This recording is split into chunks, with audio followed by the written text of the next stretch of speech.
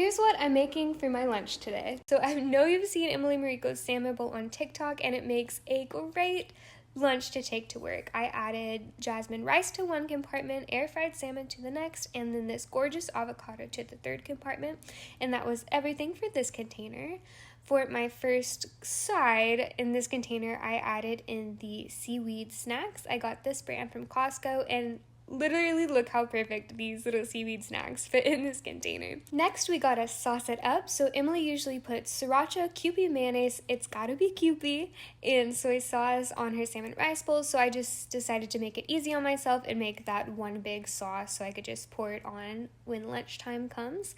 And finally, for dessert, I love dark chocolate, so I added these Flips dark chocolate pretzels.